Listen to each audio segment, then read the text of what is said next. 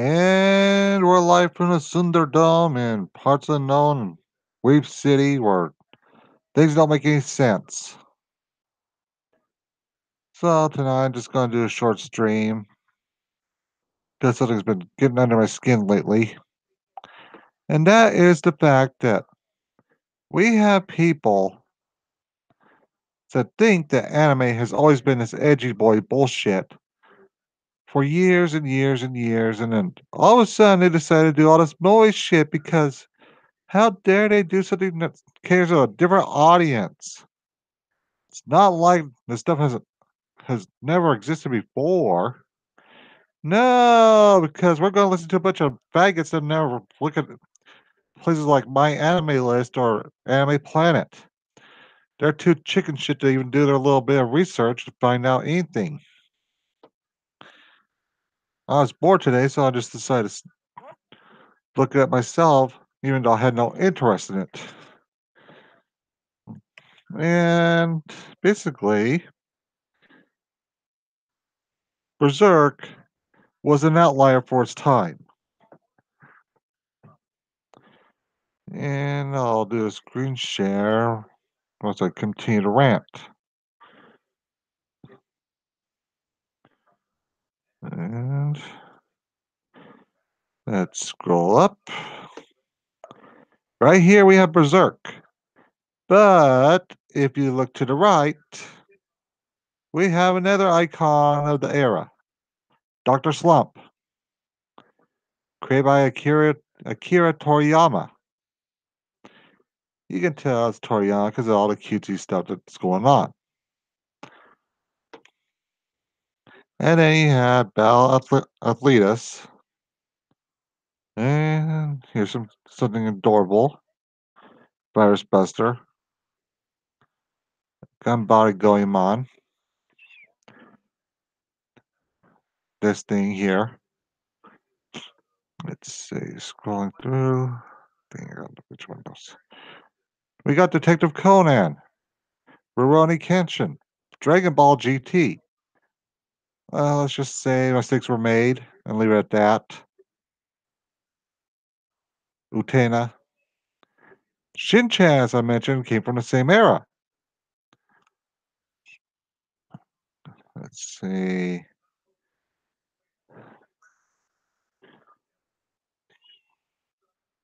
I'm not sure what this was, but it looks like something to sell toys.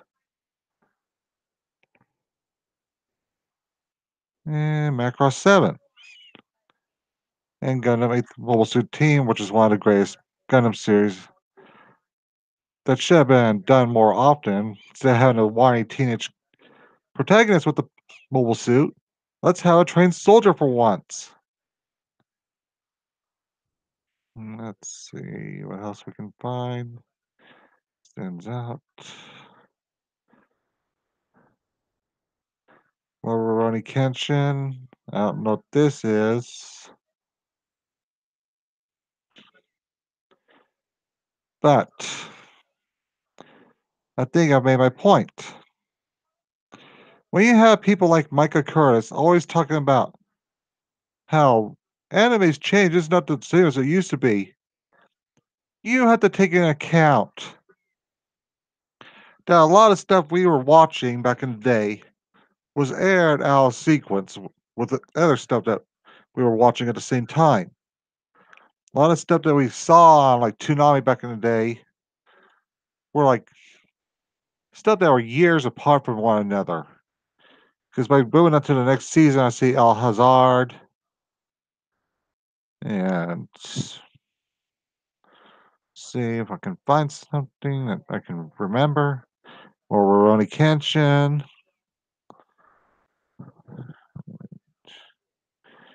Going to go to the next season, see what else is what I can remember from back in the day.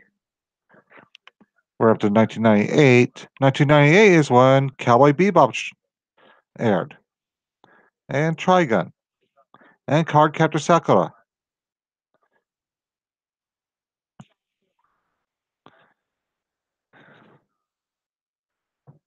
It's just so disingenuous for people to say that anime isn't as good anymore because It's not this edgy boy violence pornography and with with shit that isn't really appealing to other people.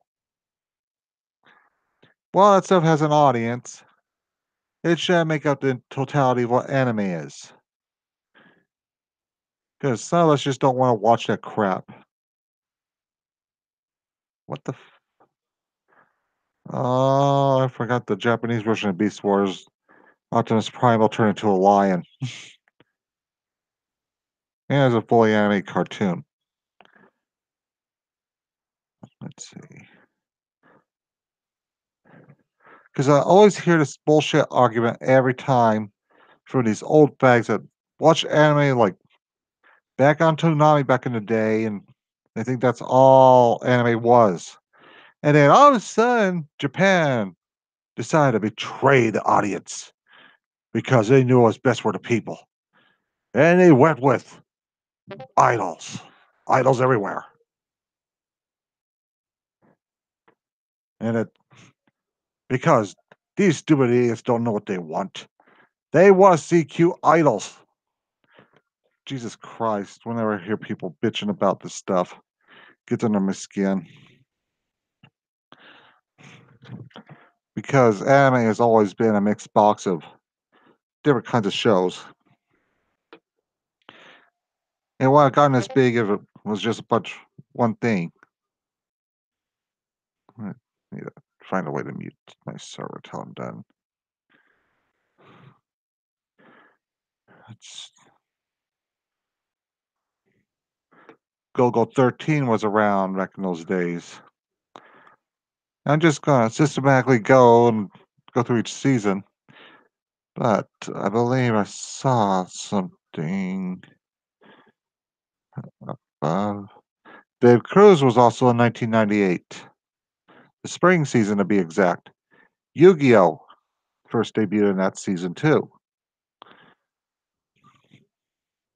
But of course, we never got to see the first season because they didn't watch show what was going on in America because we're too sensitive for that. But let's see. I could have swore I saw Atlas Star. Maybe it was previous season, winter 1998. Let's see.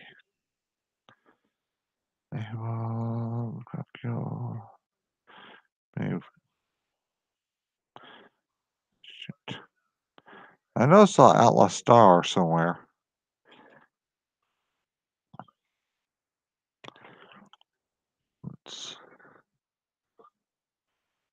Kata Sakura was in spring 1998.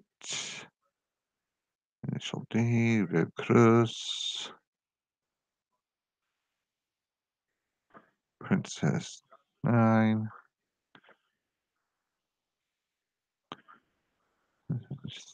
I know I saw Outlaw Star.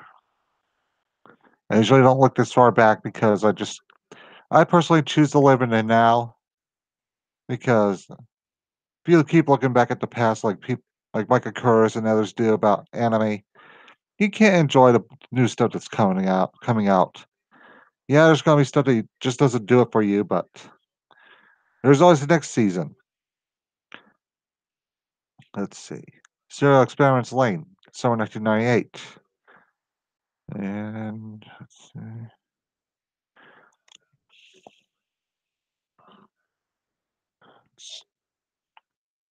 Fall 1998. Bubblegum Crisis. Majutsu, Majutsushi Orphan. I remember there's a video game about this character back on the PlayStation 2, but I never got to play it. Generator Gall. Now that's one I always wanted to watch the whole series of, but never got a chance to. It's not like a first episode because I bought some kind of magazine. Let's see.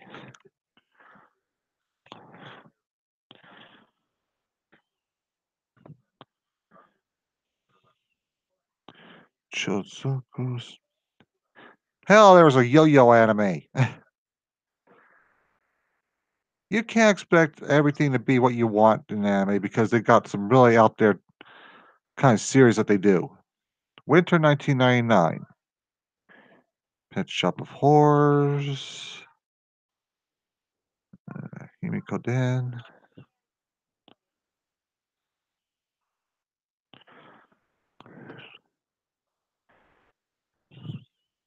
Nothing I can remember from that. Monster Farm. Turn a Gundam to Heart. Duel Parallel Trouble Adventures. Now, I remember watching this on G4 back when it was good. I loved it, but then watching it years later, I was so immensely disappointed because I'd been exposed to better harem since then. And I was like, oh, this guy's such a cuck. What's wrong with him? These girls are throwing themselves at him, and he's just focused on his childhood friend. I think he was focused on her. It was from the creator's attention milieu, so you can't tell if he's got functioning dick or not.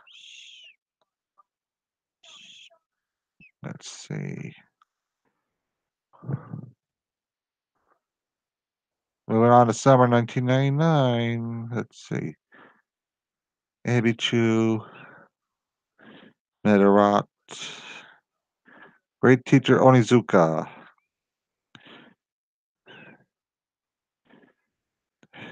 See, I'm looking. See, there's stuff I can remember.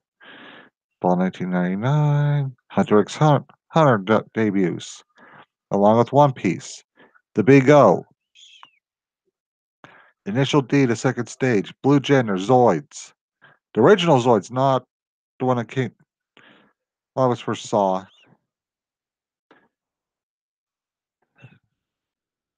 Jutsu Orphan Revenge.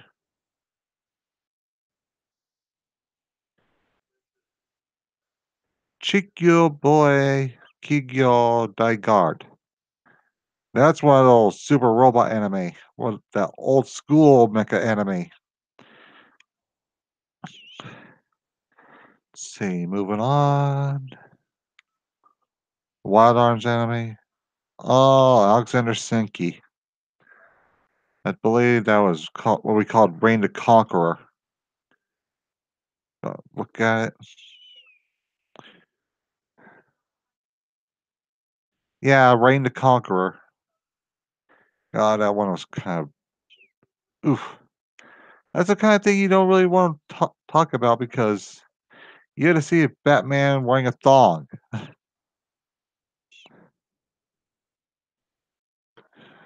see, move up to winter to the year 2000. Boogie Pop Phantom.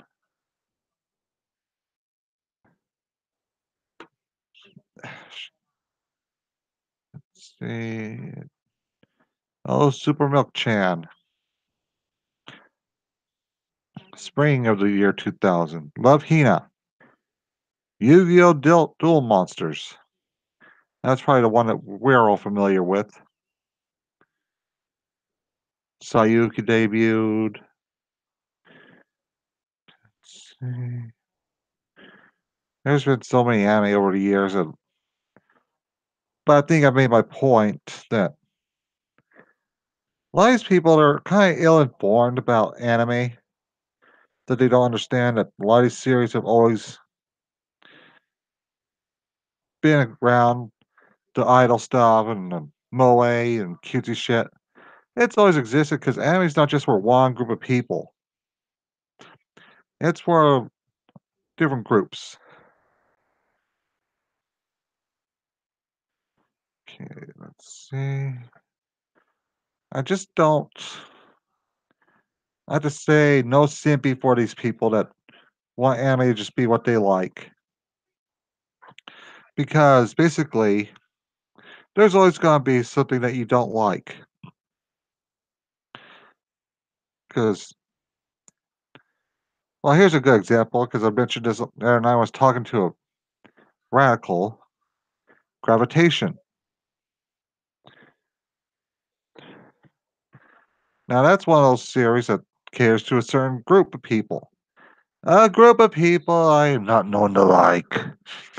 The Fujoshi. Guess the Fujoshi, Fenris roared as he was reminded of the Fujoshi. Because he hates the Fujoshi so much. It's really.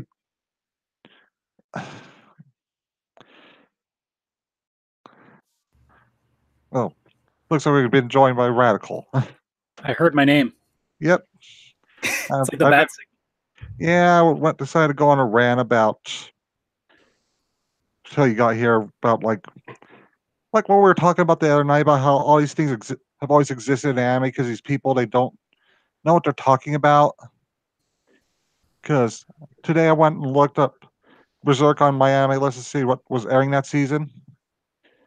Doctor Slump aired in that season, and Master Mosquiton '99, and but bunch of really cutesy stuff was also airing that year or that season, and well, some mistakes were made. I'm going to screen share and show you what I mean by mistakes were made. See, I just turned on the stream because I'm like, let's see what he's doing. Mhm. And all I heard was Batman in a thong, and then you started talking about me. I'm like, whoa, whoa, whoa, what did I walk into? This is what I mean by mistakes were made in 1997. Oh yeah, just I don't know what that thing is on the left. That doesn't look familiar to me. I don't think It that doesn't doesn't exist anymore. exist. It doesn't exist anymore, thank God. But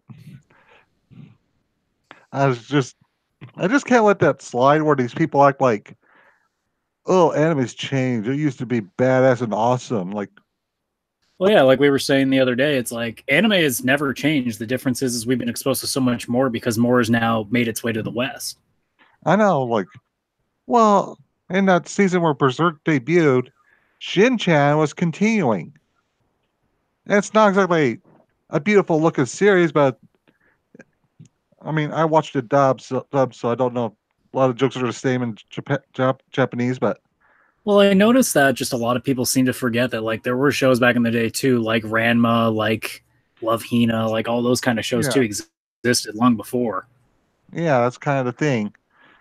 It's like I decided to vent these thoughts earlier today, and like this stuff has always existed. It's just we know more about like we live in a time where everyone's watching a little bit of everything now. Like today, the lots of the ones I've been wanting to watch this season came out, Conception and uh the one about the little sister.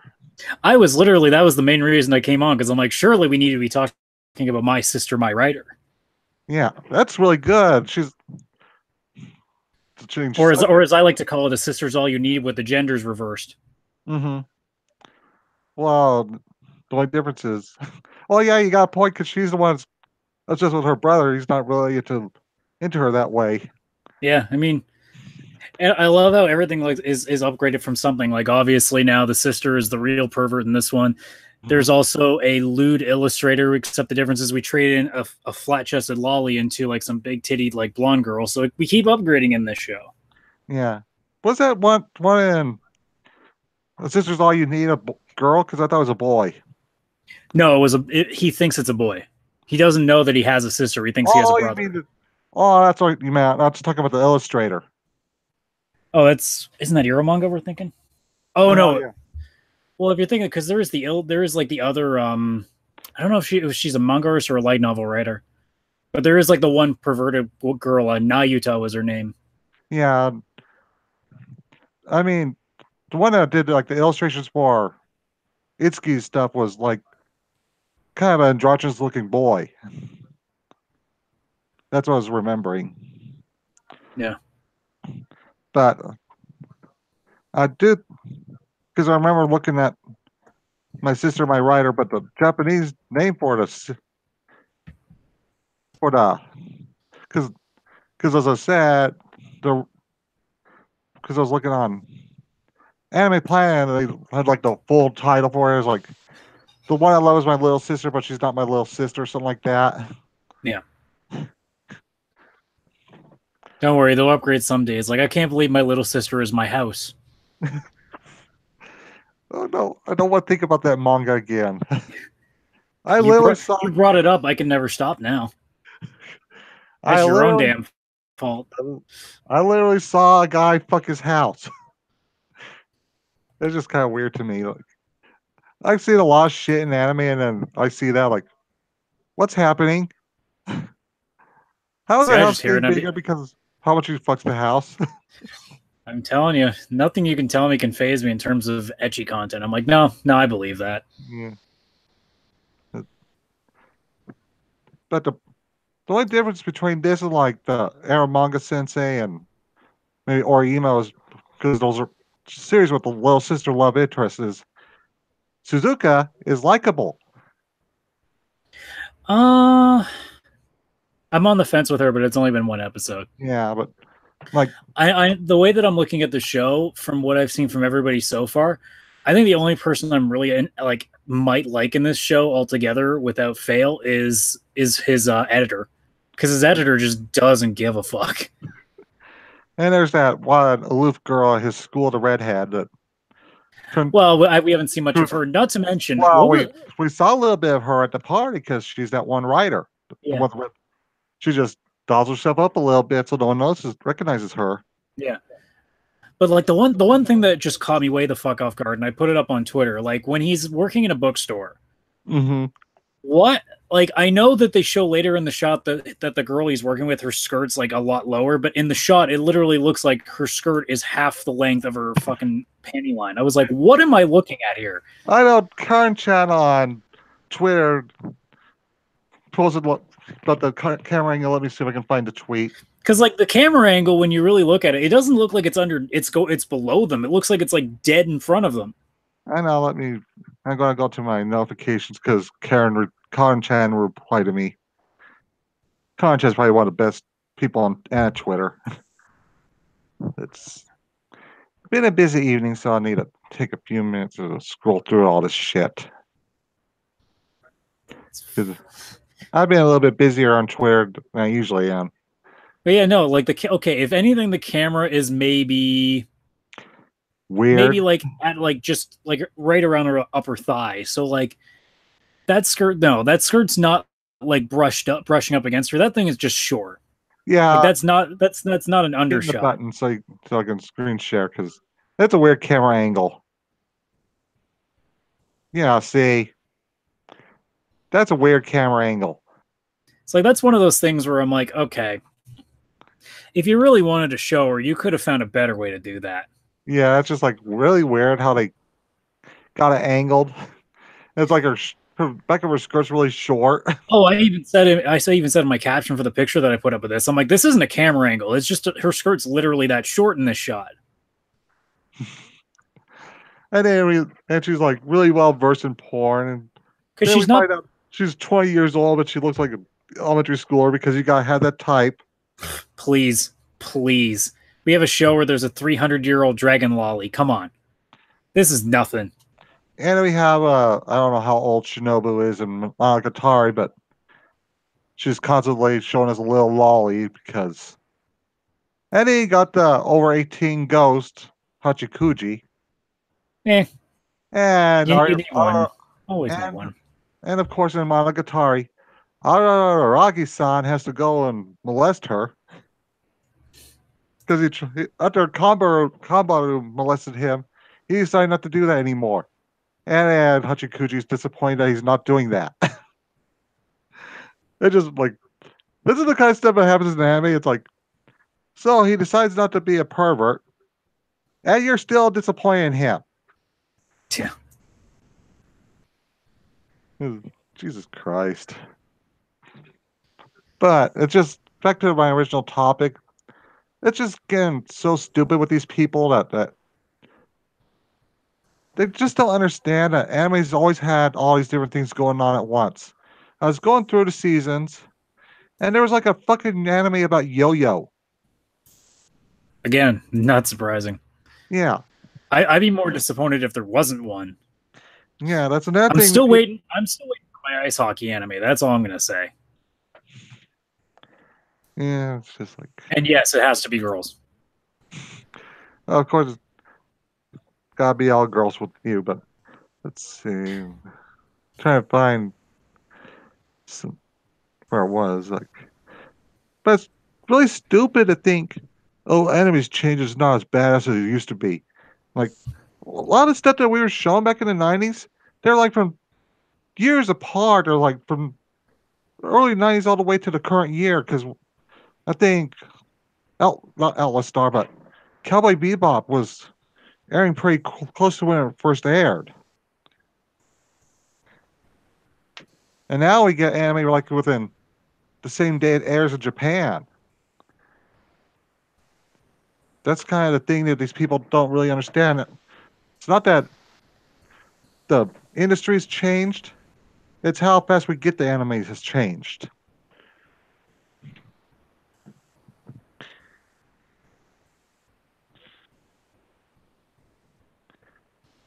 I don't know what else I can really say to that other than just people don't do their fucking research anymore.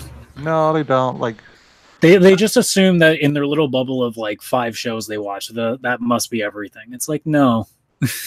well, I mean, quote, repeat what guys told me earlier. Let me see, because he said, no, that's the wrong one. The bad stuff gets forgetting after a while, and combined with the nostalgia goggles, that makes the past seem better than it was. There's also the fact that there's overall just more anime being produced now, so there's also more bad stuff to be mad at. And it's kind of like this. I don't like Love Live, so I don't watch Love Live because it's just it's what I call Yuri bait, where they just got all the girls and have them practically being in love with each other. While Idolmaster, I just can't do idols. Period. I know, but I can stomach Idolmaster because at least you got the producer that you could project yourself onto. Because Well, yeah, that's even the thing. Like even Idolmaster, I enjoyed for the couple of episodes I watched, but even then, I'm just like I can't get past the fact that I'm literally just watching girls singing. Like this is fucking boring. yeah, well, at least here's the thing: Idolmaster, the songs actually stick with you a little bit more than Love Live songs do. Nah, give me Zombieland Saga. I'll take those songs. That, You that's wouldn't be saying anything about Idolmaster if there was all of a sudden an Aldius fucking anime. You'd be like, this well, is the only anime that's musical that I ever want to see again. well, let me tell you my idea I once had for like an anime. Basically, you take like the concept of like Love Live and all that shit, but you say in like a nightclub slash bar. You have the main character who's like the owner of the bar. And you got these different bands, and that's where you get the little ham going on. And you got all these all girl bands hitting on him all the time. I still And think the. Sorry. and each band would be based off of like some band I like Aldius, or then you have the queen bitch, basically Fuki, because Fuki's like the most talented singer as far as I'm concerned that sings metal. And here's the icing on the cake. They would actually be fucking adults. It's not a bunch of teenagers. And then they'll have a big battle of the bands and they'll lose to Baby Metal. Yes. I hate you right now. But yeah, like the closest I think I've ever gotten to really liking a music anime was Fuka.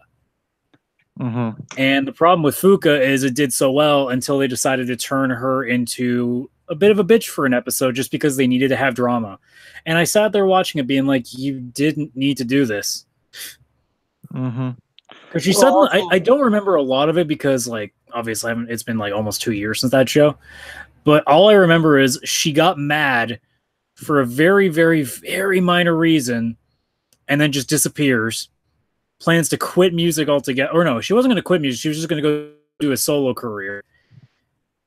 All of a sudden, like, they had to convince her to come back. And they're being like, well, here's the what? thing. Here's what happened in the manga. Fuka had anything to do with Truck-kun, if you follow my drift. Yes. And they changed that for the anime, and people were pissed off because that was like a important moment. That's what pissed them off is basically just doing that. No. Either way, it felt like at the time that they were trying to make drama in a point where they could have had so many other directions of doing it, Mm-hmm. and they just kind of put some arbitrary reason into it. Like some anime has a really bad tendency of around episode 8 or 9, when everything is going completely fine, they just all of a sudden throw some weird reason in there, and the main character suddenly like doesn't like anybody and just leaves, and you're like, Yeah. I swear, like 2 seconds ago, you guys literally would have like orgied at that point. You loved each other so much. Here's the thing about like Cinderella Girls. They decided to introduce a villain for the series because it was based off a mobile game, and it was like she wasn't needed. You don't need to have some because I've always felt the Idol Masters above having this antagonist bullshit going on. It should just be about them building up their career. Because one thing I hate about the original Idol Master is that the rivals for the idols of that series were a male idol unit. Yeah. How? How? Because male idols and female idols have different audiences. No, you don't say. That's the thing that bothered Get, me. get out of here with that crazy stuff. It's kind of like the difference between like Aldi's fans and Baby Metal fans.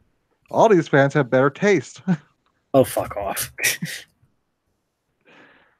Well, Baby Metal's a nice entry level, but it's sort of like those people that say Austin is their waifu and like I said, always like, I still don't even like that term that it's like entry level. It's like it's fucking music. I don't care enough to be like well, here's my this is the ladder to it. well, here's my approach to it because I wasn't really into Japanese music at the time, and they're kind of like a nice way getting people into it again. But given that how little music they have, eventually you're going to get bored with the two albums they have and start looking for something similar. That's how I found Audius. I decided to look up similar groups.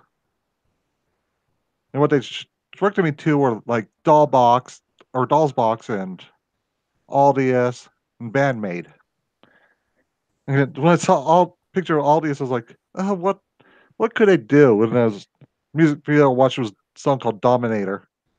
Because you look at Reno, she looks like a Gyaru, and you're not giving her very much credit because she doesn't look like she could sing that well. She looks kind of like a thought. And you listen to the song, and it's like in your face heavy metal. And of course, you see a thick thighed bassist in the back dancing around because she's happy to be there. Wouldn't you? Well, that's kind of the reason why I like Sawa because you just watch these music videos and she's in the back dancing around because she's just happy to be there. And it's like Zedge says about people in that music video. Basically, you see Sawa all focused, and she's like, "Oh, a camera," and she does her derpy smile. And then the lead guitar, she's just trying to avoid the camera the whole time.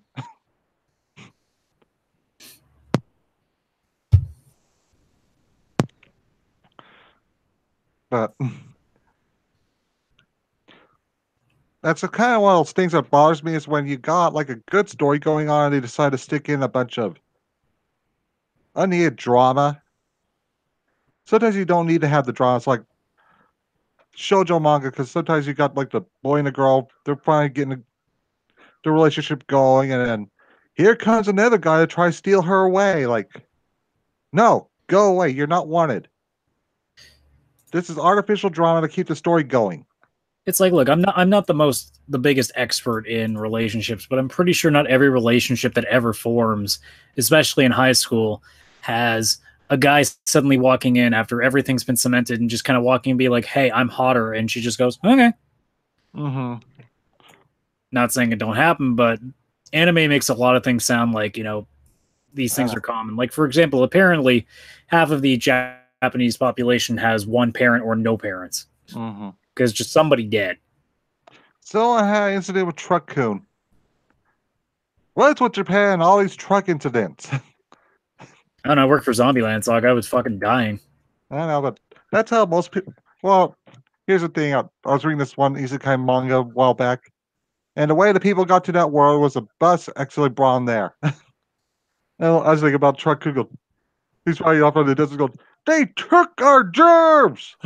Well, at the very least, Death March just decided, like, we're not going to give you a reason for why you're in the world. You just are there. Yeah, he's kind of like summoned, but he's also working on the world of the game is. Like, some weird stuff going on. I will admit that's the one thing that I do, in retrospect, criticize from Death March is that they never really go further beyond that. Like, he never really asks by the time that things get moving why he's there. He just kind of just ignores the fact that, oh yeah, I'm not actually in my real world. Well, a lot has changed since like the web novel. Because like in the original web novel, he didn't meet Xena until he was in the city. Yeah. And I think there's some changes that get made. Like here's something stupid because like sometimes go on Reddit and I was on the Konosuba subreddit. Someone says, "Well, in the web novel, Kazuma fell in love with Aqua." Like, yeah, that's literally not going to happen in this iteration of the story because have you met Aqua? Oh, even then, it's just like the way that I look. Like, if anybody really wants to get mad at who Kazuma decides to marry, like, is Kazuma really like a person you should be behind? He's a bit of a douche too. He's a dick. So it's like, But a look at lot it. of Look at it this way, folks. If anybody is upset that in the manga Kazuma goes with Aqua, Megami. just look at the bright side. Megumin's still free. Oh, someone in the chat asked, "How about Kaon or if we have like Myth and Royd?" I've never listened to Myth and Royd, and I've never watched Kaon yet. Well, Myth and Royd's a band. Yeah, I never listened to him because Well, they did Overlord 3 season 3's OP. That was their newest one. I haven't listened to that song enough to have a good opinion on them. What was, because there's a bunch I know them from. I'm just looking through my system here to figure out which ones I've got. Let me look I up. think I got 3 of them. Yeah, I got one from Babuki Baranki, and then they also did Yojo Senki. Uh, I kind of like They're really good at like doing very creepy, like, gothic sort of. I don't know if I'd say gothic, but they definitely know how to have like a more atmospheric, like heavy music to it. Yeah, I'll have to listen to the third opening sometime later because I'm sure there's more. I can't think of any more off the top of my head. yeah, Those are the 3 that have stood out to me that I've actually like saved on my computer here. So yeah. So like my irritation with because I don't mind how a lot of these different bands do openings for these anime. Thing that gets under my skin is when you got like a chance for a new opening song, and you go on a forum and they're like, you know who should do this? Lisa, because she does almost all the other ones, where they say either Haruna Luna or some other really mainstream person. yeah, Like, well, Luna does a lot of the stuff that I guess I don't watch because the only one that I know that she does is Seikano, I think. yeah, I think she was well. Oh no, No, that's right. She did Yuna the Hana Hot Springs. That's the first time I've heard a Luna song as an yeah, OP in like 3 years almost. yeah, but she's more like a mainstream musician. Yeah. And that's kind of the thing. Like, as much as big a fan as I am of Fuki as a performer, I kind of want her music to be kind of niche because I want to, Lord, just like I don't want all these unwashed peasants going, "Oh, I like Fuki." Like, stop ruining this for me. I'm a little bit of a hipster that way. Like, 'cause there's some stuff I just would rather that the normies don't get into. I mean, there's a bunch of acts that I'd like to see a few more out of. Bump of Chicken, definitely. Whenever I get a Bump of Chicken OP in an anime, I love the song. I don't care for March Comes in Like a Lion, but that song is really fucking good. Mm-hmm. Well, Fuki actually does like one of the, does a song for like one of the Neptunia games. Yeah. Uh, I think it's called Logging Out or something like that. Let's see, who else am I thinking of? Who's the one that does the Konosuba themes? Yeah, I don't know. Is it? I think it's. Is it Machiko? I think it is. The song that Pookie does is "Do Not Log Out" because of. But that's kind of interesting thing about Pookie. She wants to be a metal singer, which she is, but she's always doing a little bit of pop stuff on the side. Well, you got to make the money somehow. Well, her pop project is really good, but it's not like girly Well, pop. yeah, It's more but like just look at what Japan does. Like, is Japan really like a heavy industry? No, it's definitely it's led by its pop industry. yeah. But here's the thing about pop music in Japan. As a straight person, you can unironically enjoy it. In the Well, West, yeah, look at our pop stars in the West. They want to cater to the LGBT community so much that if you unironically enjoy their music and you're straight, people look at you like Zach Bragg and Futurama, like, what are you, gay? I mean, I would disagree with that, just only in the sense Oh, that I don't think that. I mean, politically, we're talking a different story. Like the messaging's a different story, but I yeah. don't think the music is necessarily appealing to one demographic or the other. I think it's really just going after the people that are too fucking lazy to, go beyond whatever the radio tells them they should be listening to.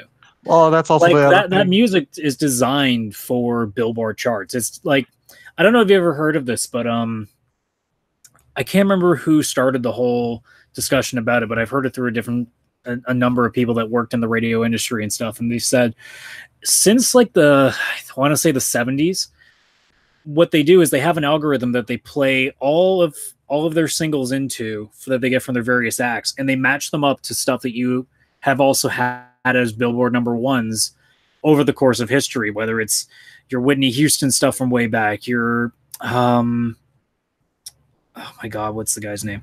I mean, you get my point though, but like your Michael Jacksons and all the stuff, and it goes all the way up to today. So anything that a major record studio is pumping out of like a new artist by let's say Taylor Swift, let's say Kanye, let's say anybody like that, they put it into the system and it will actually tell them how much it sounds like songs that have gotten hits, and those are the ones they pick to be radio signals. Well, Joseph Watson did a video like a long time ago, talking about how all these songs are produced by the same people and written by the same people. That's the reason why it all sounds the same anymore. Oh, it's even beyond that. It's literally just because the songs that they're putting out to you are meant to be sounding the same because they're literally matching it to that. So Yeah, we're not crazy. It's not that we think they sound the same. No, it's fucking real. Like they do. that's kind of what's driving me to like Japanese music so much more anymore. Is because a lot of stuff, like I like my Finger Death Punch, but I get to the point where every fucking song sounds exactly like the last one they did. And I, here's like all this I mean, because it depends on what it is, honestly. yeah, like all this they do like each of their songs sounds a little bit more different from the last one. Like once in a while they do like a really poppy sounding song, and that's because mostly I think it's mostly because Reno used to be a pop singer because in her early career she was part of like a Japanese version of Tattoo. But no, I mean, like when it comes to North American or like European acts that we see, like it's not often that bands really can go for an extended period of time without at least having albums that sound the same. I mean, people made that argument all the time with bands like Metallica, with Judas Priest, with Iron Maiden. Motorhead literally made a career out of never changing their style. It was literally every album was the same every year. So you knew whenever they were going to get one, you knew what you were getting. They're But not every band's going to be like what Rush is, where literally every three albums Rush changed what they were doing. yeah, but of course Motorhead didn't have to change because at the end of the day, the song people come to them for is the Ace of Spades. Well, that's the thing. They carved out their audience and they stuck to it. And some bands do that, and some bands go for the bigger picture. That's Yeah, why, that, as much as people have like, for example, going back to Rush, like people really adore them, but they also don't adore like a good chunk of their stuff. Like most people remember Moving Pictures, they'll remember Tom Sawyer and Limelight. They yeah, won't remember like their third album, Caress of Steel, but they won't remember like Distant Early Warning either, which was like a couple albums after Moving Pictures, because if it wasn't getting radio time, most people don't even think it exists half the time. But I mean, I'm thinking with Japanese music, because I've said the same thing to people. I'm really loving Japanese music right now because it's different. I don't have the jurisdiction nor the library to know if Japanese pop music is copied a lot. because I don't know the expansive library and I haven't listened to it for 10, 20 years. So there's a distinct possibility that maybe the only reason that we think it sounds different is because it is. We just haven't gotten Creation Web exposed Novel to 5 to 10 Studio. years worth of it. Creation Web Novel Studio in the chat asks if you're referring to the study by the University of Antwerp in Belgium for the music thing, for predicting whether music will be a hit or not. Because that might be what you're referencing. It might. I don't know. I honestly don't remember what the study was that this guy, because it's a radio DJ here in Canada named Alan Cross that I went and saw, and he talked a lot of stuff, and he brought something up. This is like 6-7 years ago that I heard this, so I couldn't tell you off the top of my head what he was referring to, but it wouldn't be surprised if that's it. Like hell, I can look it up right now and see if maybe it has anything to do with it. But you do bring up valid points about like music, like it also comes down to a point where it depends on if what they're doing is consistent, where you won't get tired of it. If it just sound good for like a few albums or not. Like Evanescence, they kind of hit a wall for me. Like it's always this melodramatic emo shit with them. Like it's just like doesn't really have much of an impact for me. And just like I said, like Japan just has something going on for it, because here's what works with Japan. Like in America, we just have like a few big record companies, but in Japan, it's a bunch of smaller record companies. So you can have like that's the reason why they can't get a lot of them on Spotify, is because there's so many record labels in Japan that's hard to get all this music on there. Like they got all this recently, but they only got like the new stuff because they went to a different label. I don't remember how many years ago. And some of the stuff I really liked from Audius was from when they had their previous drummer, Arto. Trying to... I'm doing a quick Google search on that stuff. I can't find anything pertaining to that university, but I am seeing like a number of studies that have been done kind of saying the same kind of thing, where it definitely seems like there's a consistent beat to it. It's like even that joke that you see, I can't remember what the band was, but they used to be on like the Just for Laughs, the comedy festivals and stuff, and they had a song where they just made fun of a 4-chord song. So they just kept playing the same 4 chords over and over again in the same progression, and they sung like must have been 50 or 60 different songs in the span of like 5 minutes, and they all like worked perfectly. Because also they're doing Dr. Random Cam before he did it. Yeah. Well, I mean, it's like the funny thing that, you know, the smarter people in the music industry have said, like most people understand that at some point, no matter what you write as a musician, like I could write right now on my guitar 15 different guitar riffs, and in some way I'm copying a Beatles song. Mm-hmm. In the same way that if you are trying to do anything of shock value on stage, you're copying Alice Cooper. Mm-hmm. Like we're at the point now that music has been around so long in the mainstream that you can't do anything without copying somebody. I know. It's just a difference of like when you have these like court cases, there's a difference between like copying just the structure, and there's a difference between straight up just copying the actual like note for notes. That's a whole different it's kind of like Elric versus The Witcher bullshit, because Razorfist claims that The Witcher ripped off like Elric, but apparently he's gone on to elaborate that it wasn't just Elric that The Witcher ripped off, as a bunch of other people like The Hobbit, and I don't want to get into that mess, because I don't really have a dog in that fight, because I play a little bit of like the second Witcher game because I got for free on Xbox Live, but well, at the same time too, like we talked about, I think we talked about on Monday, how like a lot of stuff has taken bits from Journey to the West. Mm-hmm. Because like, Dragon Ball is how many stories have taken stuff from Edgar Allan Poe? How many people have taken stuff from Dickens? Like how many people? A lot of it's from Lovecraft. Well, that's the thing. Like there's a difference between copying and homaging. Obviously, in the games industry, there's a definite copy thing. Just take a look at what happens in the fucking mobile game market. But it's a lot harder to really like go in depth with music because it's so it's so hard to prove that music is being copied because even just a slight change in the time signature, even a slight change in the speed of the song, if you down tune or if you detune the instruments by just half a beat or half a note, sorry, Well, I just it's remembered. so easy I just to change remembered. things. Do you remember that song "Bittersweet Symphony"? Yes. And that the band that did that song, they couldn't get any royalties from that because they what was it? They sampled too much of a Beatles song, and his horrible record executive took all the money. Well, that's the thing. That's He- all. Well, that's probably the big thing that I don't understand with the music industry is how much they just have to sample stuff. It's like fuck off, man. Write your own goddamn shit. well, the thing is, they were told they could sample a little bit of that song, and then his record executive, he's like really notorious for fucking people over. What the music industry? Fucking people? No, come I on. know I know, but this one was like really bad about it. Like, and that's kind of the thing that really might hurt the industry in the long run. Is if you fuck people over a little bit too much, they're not going to be wanting to work with you. Well, I mean, It's but I don't really have like I don't know. With the Witcher thing though, it's just like it's Witcher's a fucking old novel, and in terms of the games, like yeah. it's a fucking like 200-hour game. Like unless you can somehow copy 200 hours of gameplay back to back, Mm-hmm. you have a Well, really tough case. It's a little easier to prove well, that somebody's copying a mobile game that you play 5 minutes at a time. have You're you gonna have heard a hell of a about? time saying that somebody's copying note for note a Final Fantasy game that's over 100 hours of content. Yeah, well, have you heard this story about like the Witcher's author?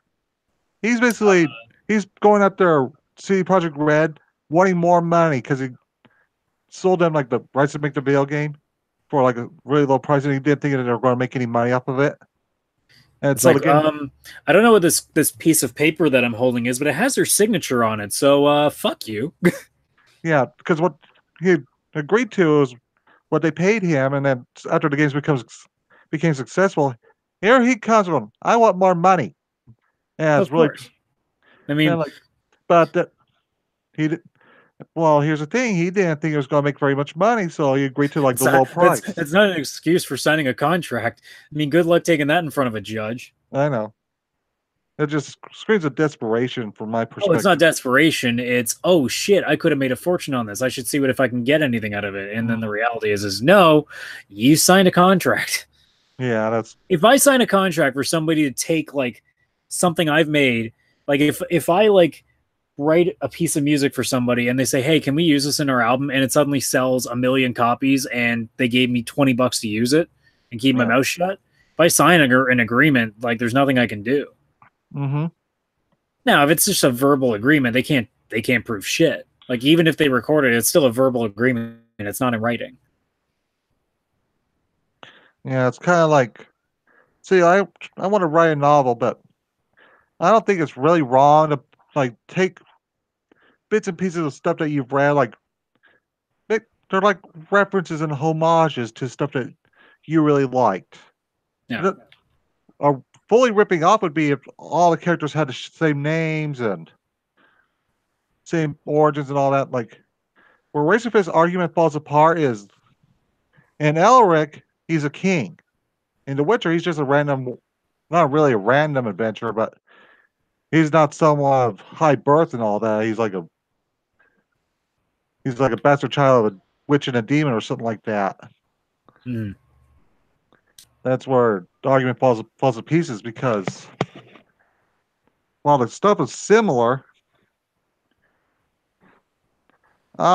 Creation Web Novel Studio in the chat says that the author's using Polish law in relation to that, so he might I have mean, a I wouldn't case. know. I wouldn't know what the difference is, but I mean, if Yeah, in Polish law you can yeah, sign a contract and you can still get out of that somehow, I mean, fuck.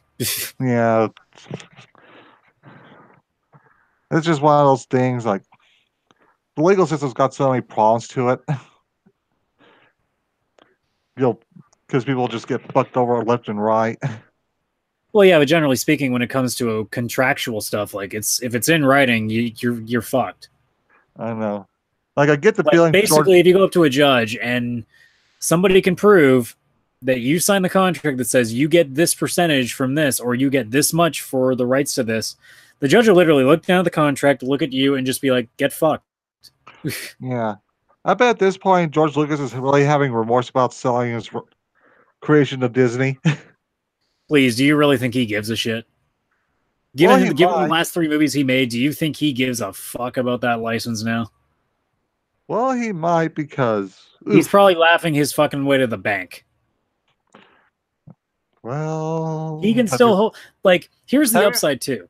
If the final movie is so abhorrently bad that people legitimately wish that the series is dead, at least he can hold his hand up and says, "Hey, at least look at these three movies that I made. Weren't they good?" And people will be like, "Yeah, you're right. Those were good. That's the real well, Star Wars." He can that's still hang that above his head that he made the real Star Wars. yeah. And it's just here's the thing. Like, I don't want to go because there's two things I want to talk about basically. One being Roundhead Johnson is bitching that Russian bots did it. They said that my movie's bad. Like, no, you made a bad movie. You decided to destroy a big plan with the villain. You decided to kill the villain in the second act, and you Yeah, decided, the villain that said that he could smell that he could sense traitorry from light years away, except for the one guy that's standing right fucking next to him, I guess. yeah. That's kind of what pissed people off is that Snoke is being said like the Emperor. What? Imagine if the Emperor got killed in the second movie. People would be I pissed. think it goes even beyond that. I think they legitimately just insulted all their audience's intelligences there. Well, he's doing this hipster bullshit of subverting everything because they'll never see this coming. Like they're not going to see it coming because it's a stupid idea. I was going to say, yeah, like surprises aren't necessarily good in every situation. No, Sometimes like just keep it fucking simple, stupid. I know. And Sometimes the obvious thing is the right thing. and here's the thing. The other thing I was going to talk about. Like he was going to be able to do like his own trilogy of Star Wars films, set in a different part of that universe without the Skywalkers and all that shit. And you see all these people saying, "Well, without the Skywalkers, it's not Star Wars." Nigga, what? Have you not played Knights of the Old Republic? Is there one fucking Skywalker in those games? That's what pisses me off. Is like these people say, "Well, it won't be Star Wars without the Skywalkers." Do we need to have the most whiny family in existence? That's the center focus.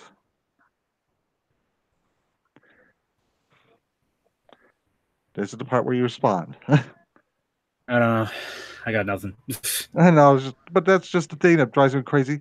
Because I think that's where they fucked themselves with this new trilogy. Is that they decided to continue the story. As far as I'm concerned, the Empire is defeated. There was no point to continue the story from there. Well, they obviously would have had an option to do something with it, but I think to do something essentially 20, 30 years in the future just didn't make any sense because that's just it's not enough time. Mm-mm. Like you could totally do something 200 years from now. You could do something fucking 500 years in the past. Yeah. I don't think it made any sense for them to do something right away, but obviously we know now after watching two movies that all they really wanted to do was to capitalize on the fact that they knew that no one would watch their piece of shit Star Wars movie. Nostalgia. Yeah, well, yeah, if they didn't have any of the original actors in it, who the fuck would watch it? To which the answer is, I don't know. Most people, if you made a good one, Yeah. ask the people who watch the Clone Wars. Well, here's the Ask the thing. Like people people who do. love Star Wars Knights of the Old Republic. Those people didn't give a fuck that there was not a single reference to anybody in those Mhm. games. Yeah, we loved it because, well, for me, there were all these Sith Lords to just fight with in that timeline. Like that's how I figured Sith should be. It should just be that there's only two, and they're so bad that they could kill all the Jedi by themselves. Like that's I'm becoming really skeptical about that because did they really kill all the Jedi by themselves, or did they use politics and send an army after them? No, the Jedi was like the all right. They slowly fizzled out. And that's another thing that really bothers me about Star Wars. If you look at like prequels, you find out that the Jedi indoctrinate children, and like, are these the good guys? Because they don't really seem like the good See, guys. see, Anakin didn't slaughter them; he saved them.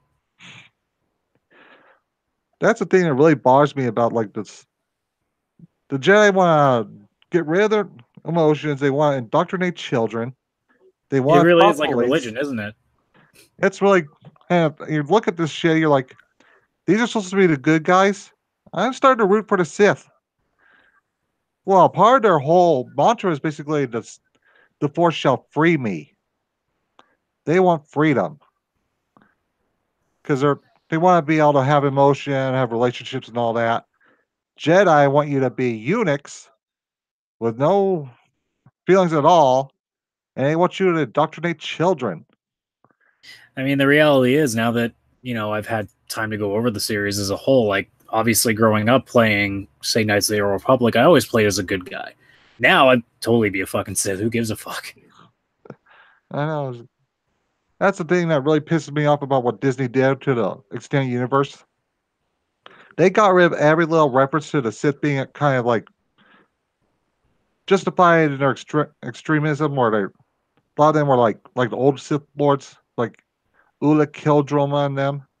A lot of them they turned Sith because they wanted to have a relationship with someone. They fell in love or something like that. But no, we can't have the Sith being like misunderstood. We need them to be worse than Hitler. It's crazy to me that growing up, I love Star Wars and just didn't really get into Star Trek. Now it's the opposite. The last three Star Trek movies, I had a problem with the first one, but the last two, especially the newest one and beyond, miles better than any Star Wars movie I've seen in the last 5 years. Yeah, It's so strange that everything is completely flip flop. I'd be more interested in a Star Trek game, movie, whatever the fuck, than I would be in anything Star Wars related at this point. yeah. It's just I think the problem with like Star Wars is that they just want to rely on nostalgia to sell it. And, like you should just start a new story. I think well, here's the thing. I 100% believe that they intended to start a new story. They just realized that, oh, our story's not that great. We better throw in some nostalgia so people actually, be able to look past it, which worked for one episode. And then the second one happened, and then people realized, oh, well, Han's gone. Well, that's Now Luke's gone. Well, Force Ghost, pending. Carrie Fisher is even though she dead, Leia's still technically alive, so they're gonna have to kill her off camera at this point. that's another thing. Like J.J. Abrams, he's gonna have to just basically retcon everything Roundhead Johnson did. I don't think it matters. In all honesty, I'd be amazed to see how much of a profit the last one will make, because I don't know if they have enough goodwill to work upon to be able to do so. Yeah, I mean, they'll make a profit in spite of themselves. I mean, fucking any movie now that has a creative license will make enough money to at least make it seem like it's important. But you're not going to see the numbers that obviously they would have wanted. There's just no way. I know that's just like well, it's also Disney, so they'll find some way to. They're gonna find some way to Jew the money around. Well, even then, Disney doesn't give a fuck. They're making money head over fist with Marvel because Marvel's at least not insulting everybody's intelligence every time they put a movie Well, out. the movies They are. let their fan base do that. The comics, on the other hand, is now the good time for my Communist Manifesto to be published. That's what Marvel's comics division thinks, and they're like, I don't. uh, Here's my question, because I've been wondering this: how well are comics selling now to begin with, anyway? well, not Marvel's comics. They're like trash. Like, I'm here's just the, meaning in general. Like, are well, comics even really selling? Because I don't well, know a single person that in my entire circle of friends that buys comics, and well, I'm literally surrounded by nerds, and not one of well. us buys them. Here's the thing. Like, you're not too familiar with like the Comicsgate thing, but Ethan Van Sciver, Believe me, I know enough. yeah, like Ethan Van Sciver, he made $500,000 fundraising for his comic. He's gonna make a pretty penny because supplies and whatnot to publish all this. That's not gonna take that much out of that money away. He's going, hey, of course he's got like the royalties to like still be made for DC, like Iron Heights Prison and all that. But I think some of it's just like people don't want to read comics about this bullshit that they want. Like the character Lesbian Lopez, as I call her, America or America Chavez. Her whole shtick is that she's brown and she's a lesbian. And most people, like, to quote Andy Warski, we don't care. That's what really bothers people that just want to read a superhero book. We don't want to hear something about, oh, this character's gay. We weren't asking. And that's the sad thing about comics right now. Like, and I think, like, about a month back, Joe Quesada, who's basically the head of Marvel's comics division, he started going after Ethan Van Sciver and Diversity in Comics over shit. Like, I think what happened is Disney's like, where the fuck is our money? You're supposed to be in charge of this. Why aren't you making a profit? And so he decided to go pick fights on Twitter over it. Like, and I remember Ethan was like, I don't, or he said, Zach doesn't work for me and I don't work for you. Because that's the sad thing is they don't want to look in their own house and see that they let a bunch of communist pukes inside and that don't want to make money. I'm just looking at stats right now, and it's not. They're saying that the market keeps increasing every year. Yeah. Well, Creation Web Novel Studio. I'm looking at copy sales. Yeah. I mean, in '97 it was up to 100 million, and it shot down like a motherfucker. Well, and then it's kind of gotten back up to like 80-ish, and well, kind of. But I don't know. I can't discern what's going on. Creation Web Novel Studio in the chat says most people like that they know you read Marvel comics using Marvel Unlimited, where you gain access to the library of Marvel comics. See, it still goes the same way. Like, I don't know anybody that uses that kind of a service either. So I mean, I'm wondering if maybe I'm just I'm the black sheep that just doesn't know anybody who does. Well, people like Diversity Comics basically do the reviews and tell people what they should be buying, and I think some people just there's websites you can go to get comics for free now. They run like the manga sites I go to. Yeah. And like, here's my thing. I was excited about the idea of a Drex the Destroyer standalone comic series. And what I read was basically, let's talk about our feelings instead of fighting. Like, what the fuck is this? I mean, I want to read something about a loose cannon that just kills because someone looked at him wrong. I don't want to hear talk about our feelings. I want to say, what the fuck are you looking at, you son of a bitch? You got look, me? if it's written well, I guess anything can really work. Well, here's just the problem is when you look at what a lot of these people are writing, they're writing with the intent of making themselves look good. Well, here's the thing. That comic was written by CM Punk. Oh, I expected a little bit better from him. I was really disappointed with this whole talk about our feelings bullshit. That's not why people read comics, and we want that. We'd read shoujo manga, which I do. I read shoujo manga because I go there for that. That's kind of one of my arguments about all the stuff they're trying to do with comics. Because it's Sana Amina woman that they have, like, the second command of Marvel's comics. Like, she's like the secondary person after the editor in chief. And she's like, this needs to not be a boys' club. This needs to be a lifestyle brand. And I'm like, are you fucking kidding me? When I read like a shoujo manga, I'm reading it because I want a romance or romantic comedy. I don't want to see a harem. I don't want to see ki blast martial arts fighting. If I want that, I'll go to a shonen. I'm reading a shoujo because I want a romance. And that's what these people don't understand. That there's a reason people read like Marvel and DC. They don't want slice of life shit. They want to see superheroes fighting bad guys. I think we've made it pretty clear over the last little while that it's less about the core fan base, and they're trying to attract now an audience that will never come to them. I It's the know same that's deal. It's the same deal with gaming. It's the same deal with anime. It's the same deal with professional wrestling. For fuck's sakes, they keep thinking that if you commit a family friendly product, it'll work. But then you forget that if you are a product, and I'm going to use wrestling as the example right now. If you have a product that it's literally people fighting each other with punches and kicks, throwing each other around, and sometimes using weapons, how the fuck are you going to make that family friendly? I know. And I mean, do they not remember that when the Attitude Era existed back in the 90s and early 2000s, when Stone Cold was giving everybody the middle finger and saying, give me a hell yeah, and I don't give a, well, he wasn't all the way swearing and shit, but most of us that watched that, we were between the ages of like what, 8 and 12, 13, 14.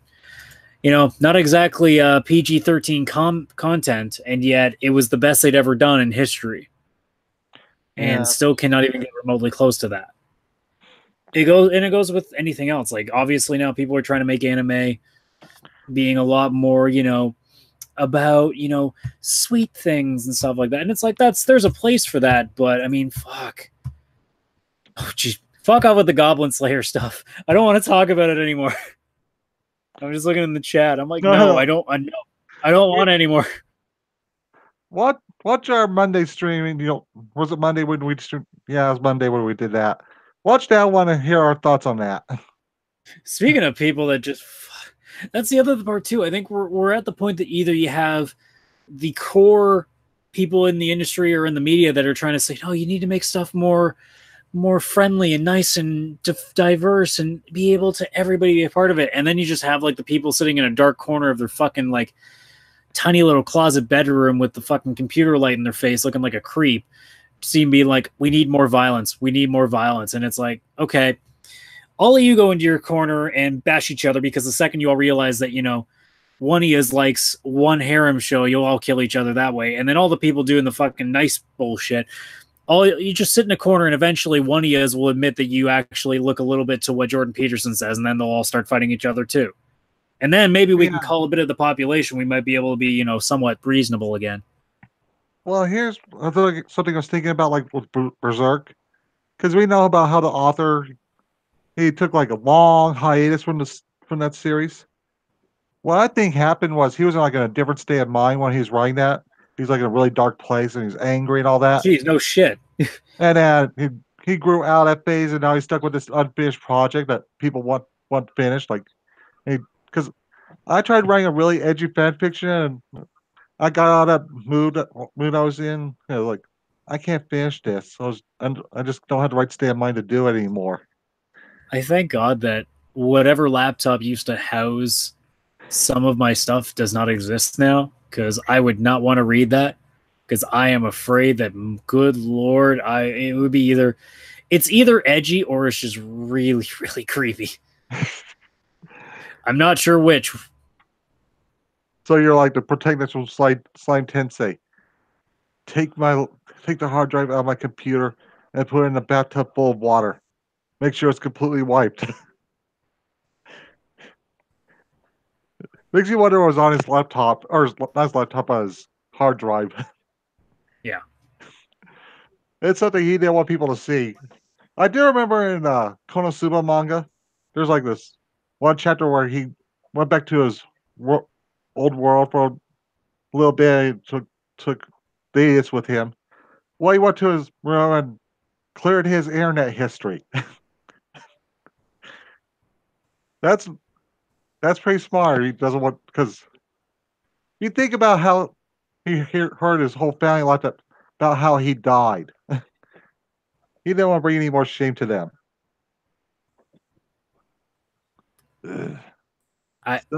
Someone has to we know about Sword Art Online. I do not like Sword Art Online, and he hasn't watched Sword Art Online. Don't ask us about Sword Art Online. As Scrub would say, don't at me. Do you know Sword Art Online? Well, Considering I've only watched, I think it's 6 episodes of it, I don't know what else I can tell you other than, well, oh, the new Broly trailer. Fuck. Well, at least he's canon now. I still here's the problem too is I'm still waiting for like I don't know if they finished the entire English dub. I'm kind of waiting on that just so I can binge the fuck out of it.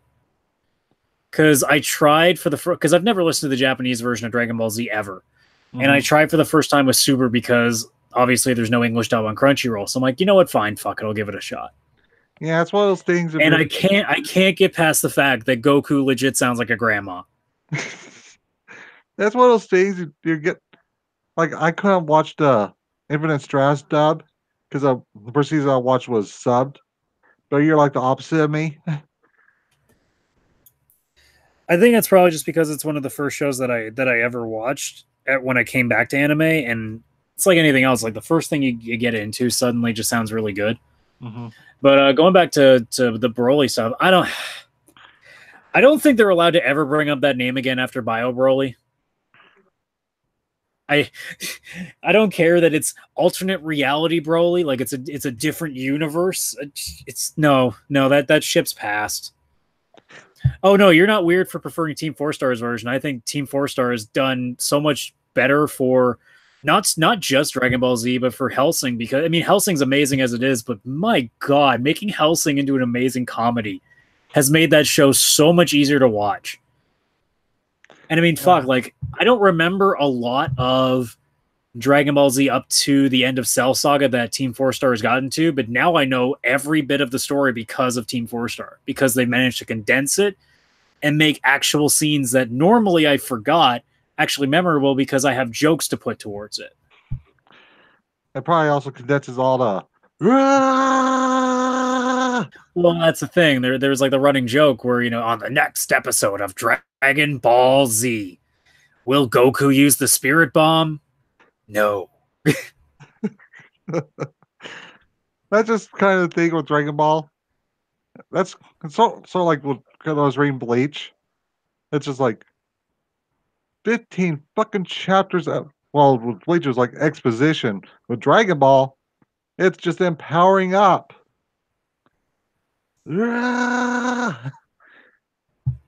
And I mean, it worked at the time because, you know, if you just keep coming back and forth to shows, at the very least, if you miss a couple episodes, you've maybe missed 2 or 3 other punches, and then it's right back to where it is. You're good. Well, as Gasly from in one of the last Gulf City cartoons that he did, he said, "You think I didn't want to figure this out? The power ups, exposition. Dragon Ball is just a bunch of just turn based combat. So they were going to do turn based combat. They were going to do it the way that he understands, and so they did Final Fantasy." Here's the best way to look at what Goku does. Goku senses that his enemy is about to use Solar Beam, but he forgets to use Dig every single time. He keeps forgetting that he is a water type and is vulnerable to Solar Beam. Dig, you dumbass. Or fly, one or the other. Actually, you know what? It makes sense if he would fly, now that I think about it. Just call Nimbus, get the hell away from it, and you're fine. But no, he just goes, oh, he's getting stronger. Let's reiterate for people in attendance tonight, Goku has to be the stupidest protagonist to ever exist. This guy wants to kill everyone. So we're going to patch him up and heal him because it's not fair to beat him at half his lifespan.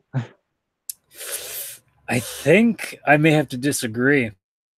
Because as much as I love Infinite Stratos, Ichika is a fucking retard. Who's talking about Infinite Stratos? It's like me. Oh. It's like, look. Well, because I admit that Goku is pretty fucking stupid. But Ichika is either the dumbest person I have ever heard, or he's deaf in one ear.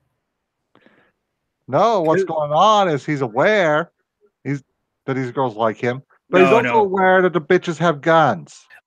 Unless the Japanese is different. In the dub, I swear to God, every time they say something about him, he like thinks he heard something and re-asks it, and then nobody answers it. Well, So either in the English translation, they just made him into a deaf moron, let or me I tell you don't about the fucking know. novels. Let me tell you about the novels, brother. In the novels, they're told from the first person perspective, his perspective. He's aware how these girls feel about him, but he chooses not to acknowledge them because he knows that the crazy bitches have guns. He likes being alive. He chooses life. Wow. As we learned several times, it doesn't really matter because Lauer's going to sneak into your room and put you in a fucking cross arm breaker every time anyway. And then Hoki will come in and whatever kendo stick she's had shoved up her ass that day, she'll pull right out and beat the fuck out of you with it. Mm-hmm. And Charlotte will somehow always win because she's the only girl that's not threatening violence or acting like a tsundere bitch. Yeah, because I mean, as much as I like the show, and I really do like the show, it's one of my favorite shows. Rin doesn't exist as far as I'm concerned. Cecilia, at least in the dub, is just your classic run of the mill like rich British bitch. The Ojo Sama. Hoki is every bitch girl that smacks somebody at the second they do something she doesn't approve of. Mm-hmm. And then Lauer's just a crazy German. Well, that's a good way to bring up my sister, my rider. She's a tsundere, but she's not like Kirino, where she's just full on bitch mode all the fucking time. She's not Mary Sue, but also she's really likable. And I'm having a additionally, hard time thinking if I would consider Suzuka a tsundere because she is. normally with tsundere characters, like it's not she doesn't make it as blatantly like she doesn't tell you straight to your face that she obviously likes you. She gets so close to admitting it already in the first episode. Mm-hmm. Whereas like at the very least, even though you know that the tsundere likes whoever she's into, she at least like doesn't mention it flat out. Well, let me tell you about tsunderes. Tsunderes are most notable for not being honest with their feelings. That's kind of Yeah, what. no, she's. I think realistically, she's being honest. She's just stopping at the last possible second. Mm-hmm. And we're going to find out So that if the protagonist wasn't what they always are, which they're deaf and don't pay attention to anything she ever says, they would have heard it 1,000 times by now that she's already in love with him.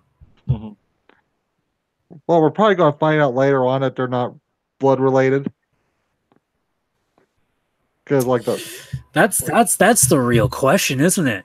Mm-hmm. I mean, I said the second I started the episode, all right, folks, what's the over-under on this being a super ecchi Imuto harem? And then within 5 minutes, I'm like, I wish I'd taken bets. So now the next over-under comes in. It's like, all right, are they related or not? Mm-hmm. Because we got the harem already. Because as this episode goes on, you see all these different girls showing up. You got the legal lolly co-worker. You got the aloof girl at his school. We're just waiting for the one girl that looks like a dude. Yeah, That's all that's missing. we need either a reverse trap or a full trap. And that reminds me of something I saw today. Shoe on Head of all people gets what trap is. Because there's some bullshit about how traps are. The use of the word trap is like transphobic and all because trans have decided that's their hill they're going to die on. And Shoe on Head pointed out that the meme is basically that they're fanboy cross dressers. That's because if you look at anime, It's really not that complicated. They're guys dressing up as girls to trick you. That's why it's a trap. I know, and if you look at It's not that complicated. and if you look at transgender people in America, like no one's going to fall into that trap. Well, the funny thing is like they make it sound like it's some derogatory word. Trap is not the level of tranny. It's not. Like, where the fuck are they getting that idea? Trap is a literal like term. It's given to a specific group of people. Well, is it also? I don't even think you can consider trap being a transgender thing because it's realistically it's gay men using their femininity and dressing up to trick guys who normally wouldn't go for them. Yep, it's not a trans thing. I know I have never seen a trap in anime say that they're a girl when they're clearly a boy. The whole thing is that they look like a girl, but then you find out they have a dick. Like, there's some weird ones. Like, I when I think right off the bat, I think of Bridget from Guilty Gear. Well, that's one of the earliest Because ones. Bridget was raised to be a girl, but wants to be more manly, and it just gets really fucking complicated that way. Yeah, because of the village he grew up in, it was a bad omen if you had twins of the same gender or something like that, and so they made him dress up like a girl. Yeah, And that's where we got that meme. Everybody's gay for Bridget. I mean, there's also just some weird ones. Like Birdo is still one of those ones that I'm like, I did you. We don't know. We don't know. We don't want to know. Yeah. Like But, realistically, the one that I go to that is the obvious one is Poison. well, isn't Poison like trans? Yeah, no, Poison is absolutely trans. But It's they did that so people stop bitching about you punching a woman. yeah, no, they legitimately just decided that they didn't want somebody that was female to be hitting the game, so they just made it trans. Which people are like, that's even worse. It's like, well, it sounds to me like it wouldn't have mattered what they did. So I mean, I don't know. if you're not going to let them use creative freedom, what's the point? I know. Remember, like, don't know if you remember this, but a few years ago, Brianna Wu and some other woman decided that Samus, according to some old Nintendo Power interview in Japan, was trans because he used that word other half or something like that. Like, it's like, And I'd be like, no, it's pretty obvious that she's a woman. mm-hmm. And this is the extent that things are now, where it's like you're a badass, and you're like this in fighting with these people. That's why I don't understand why studios just capitulate to whatever they want. Like, just shut up. Like, the best thing you can do is do nothing. Just shut up. Just keep your mouth shut and let it go. They'll find something else 2 days from now that'll piss them off, and they'll go towards that. Just ignore them. Mm-hmm. Sony nearly got away with it for crossplay. They nearly got away with it. Mm-hmm. And then just people wouldn't let it go. So they're like, all right, fine. I guess it didn't work. It's the one time I think I've seen in a long time that just ignoring the issue didn't work. That's when you know the issue is actually important. But I guarantee you, if a game comes out and just says, this is our main character and she's a woman, and people will be like, well, how come there's no trans people? Just shut your fucking mouth. And a couple days from now, they won't write articles about you anymore. Mm-hmm. They'll get bored and find someone else to bully. And here's the thing that Mr. America taught us a long time ago. Never apologize to these people. In fact, I believe you should take it a little bit further. Instead of apologizing for something that you did where you did nothing wrong, just tell them fuck off. Well, here's in general, stop apologizing for using your freedom of creativity, Mm-hmm. freedom of expression. If they want to sit here and tell you that we have a freedom of expression to say what we want, and then I can just turn around and say, yeah, just like I have a freedom of expression to write whatever the fuck I want. If you don't like it, don't buy it. The market will decide. Well, George R. R. Martin was asked about why he doesn't put any black people in his books, and he just says, "Write your own books." Yeah. Because if he did And put you notice how people don't take a shot at that? Because they like Game of Thrones. well, then if you put black people in that world, they'd be bitching about how black people aren't portrayed right. Well, no, but it's tit for tat. Like I've said it before. If they don't like the product on top of what's offensive, then they'll go after it. But like they talk about how all these issues exist in all these games, and it's like, I get it. You just don't like this game. Like you like it's a different story, but like no one talks about Game of Thrones for like the amount of just abuse that they put women through, with the amount of like stuff that they're bitching pseudo about rape that Thomas goes Sawyer on. over.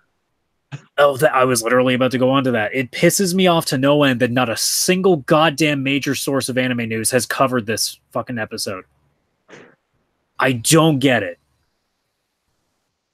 You would think that this would be one that they would go after, and they don't. I don't understand how that's possible. I don't know. Is there a certain person writing that show that I don't know that is a champion to these people? Well, Because I here's what don't understand how the ultimate like terrible imagery that they put in that show. People get mad at every random harem just because it has a girl who has like a little bit of cleavage, and in this case, in Goblin Slayer, that's okay. There's nothing wrong with that. well, here's the thing. Like one of my mutuals on Twitter, he did like a screenshot tweet. There's some Fujoshi that's saying that people should give this a chance because there's some side characters later on who are queer. And I was like, is this really the series you want to be represented in? It's why I keep saying like if they don't or if they like the product somehow, they just ignore it. I know. And that's I keep saying it, and this is a running theme with stuff that I write or stuff that I've said on my own channel. I'm getting so tired of people doing this pick and choose shit with their stuff. You either say if you're gonna pick a battle to fight, you fight that battle on everything, or you stop fighting it. Period. I'm so tired of the selectivity of everything. yeah. That's kind of it's that bullshit. It's okay when we do a bullshit. Not even that. It's just it's okay if it's someone that we like. Yeah, it's similar like the Kavanaugh bullshit that go on about all these survivors, and then people are like, "What about the women Bill Clinton raped?" Oh, look no further than what Salon did, where they had a person literally write that they were a pedophile and you shouldn't shame me for it, and they still allowed the guy to not only release the article but continue to write. Oh, what about this? Vice hired someone that wasn't present for child molestation, and they're putting him on a pedestal because he started a gang that fought the white supremacists in prison. The Aryan Nation, I think it was it, because they go around and part of their initiation is you go bash a pedophile's head open. Yeah, And it's like, you just made the Aryan Nation look like the good guys. That's it's just at what point? At what point do we just kind of sit here and just throw our hands up in the air and be like, okay, I don't know what you want anymore. we're at this point where like, we quit. You motherfuckers keep going further and further down the hole. If you want to get stuck down there, fine. I think it's a large part of why I don't involve myself the way that I did say a year or so ago. Mm-hmm. When it's heyday, I jumped at everything, and I fully admit to because I've talked with my girlfriend about like how I was a couple of years ago. I legitimately just jumped at everything and play devil's advocate. And now I've kind of like taken a step back and gone, okay, I really need to pick my battles. Not only that, most of the battles that I used to pick just didn't matter. And I think that's kind of where I stand now. It's like I'm tired of fighting a battle just no one willing to fight. I don't know. It's kind of like why I had to get away from like the anti-SJW stuff because it's just making me angry the more I read this shit. So I'm trying to watch more anime because all this stuff with Kavanaugh. And now we got the left in my country. What fuck? Like I don't hate my job, but I mean it's work. Like work is not exactly supposed to be the most fun thing in the world. So I'm already spending most of my day 5 days a week not like happy. So why would I go home and immediately just read shit that's going to make me unhappy anyway? Yeah. Well, here's the thing. Like the left in my country has gotten so crazy over this Kavanaugh bullshit. Basically, now they're demanding that states like California should have more standards because we have an amendment in our constitution that says that each state will only have two standards. And so now they're trying to change all the rules because they didn't win this time. So like they're playing baseball and they start losing, so they decide to change the rules. Okay, now we get to take the baseball bat with us to every base and take a swing at whoever's there. I mean, I'll do my baseball analogy in a sec, but with the California thing, isn't it is it so shocking that a side that is so upset that they lost suddenly wants the rules to be changed so that they have a better advantage? Mm-hmm. Isn't that amazing? What a coincidence! You suddenly think that you deserve more senators in a time that you lost. But my baseball analogy I made a while ago is quite simple. Obviously, if you are a power hitter and you're the kind of guy that you can't pull the ball into right field. You're a left-handed hitter and you have so much trouble putting the ball into the right field. So all your hits are going deep to the left. So it's a great allegory for the way that the media has reported stories. They keep trying to make hit home runs towards the left. Mm-hmm. So at what point do you keep hitting home runs, or at least hitting like deep hits into the outfield to the same side, before people start really trying to gravitate to the left and trying to cover that? Now people are they're all huddled up on the left because everything's going there, and look at how much room there is on the right to expand. And all you do is have to hit one hit to the right and you hit a home run. That's why so many acts are doing so well on the right now. That's why Trump did so well. That's why people like Steven Crowder are doing so well. Stephen Molyneux or Stefan Molyneux. Here's the thing. There's a whole list of them, but fuck, like, why do you think these people are so famous online? Like, even Alex Jones has like a huge following. Why is that? Let me tell you something, because last week on the Kill Stream, when I got some audio Monday, Matt, he's bitching about how he's not doing as well as Steven Crowder or Paul Joseph Watson are. Here's the thing, Matt. Those guys are actually entertaining. I wouldn't even. Well, I wouldn't say that's necessarily true, because I've watched Steven Crowder's show. When he's not just sitting there and talking, his skits are stupid. I got to tell you. I know. I don't find his comedy that funny, but when on political stuff, he's pretty spot on with a lot of it. He's really smart about politics. But that's the kind of difference between him and like say Stephen Colbert. Stephen Colbert is just parroting what his liberal masters tell him to say. And it's like every other week he's got to have Hillary Clinton on there. Like, let this woman go away for a little bit. She's hurting the Democrats. I feel sorry for them, because the more they bring this woman out, she'll say something really, really stupid about how they need to change the rules, like get rid of the Electoral College, let California have more of saying like you're just saying that because they agree with you. Because they're not saying that Texas should have more senators, that Texas should have more electoral votes, because they know Texas doesn't agree with them. And they always talk about how they're going to turn Texas blue. And they're trying to do, like, I can't really vote in Texas, but there's this Beto O'Rourke guy who's running there. You know what he said? He said that people shouldn't be allowed to own an AR-15. He's running for office in Texas, and he says that. God, that's so stupid. But no, I mean, like with the baseball analogy, it's so simple. It's like everybody's swinging for the left. Mm-hmm. So all you have to do is take one swing to the right, and all of a sudden you are creating so much momentum.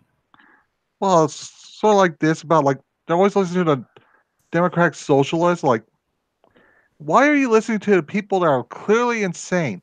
This system has routinely failed. It's failed every time it's been tried. Yeah, it might do good for like a couple of years, and all of a sudden it fails.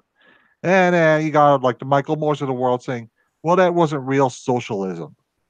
Well, the people are starving like real socialism. I was going to say, you notice how they say that about every socialist government that's ever existed? Well, that wasn't real socialism. No, just that one happened to kill a couple million people. Yeah, but it'll be better this time. I know, it's like Voss explaining insanity in Far Cry 3. No, this time it's going to be different. And it's never going to be different, because you're counting on people not to make mistakes. Like, what happened in Venezuela is they took over a car factory, expected Ford to keep sending materials to make cars. Ford's not going to keep supplying stuff if they're not making any money. Are you this fucking stupid that you think that you can seize the means of production and the company that owned it is still going to send you the goods?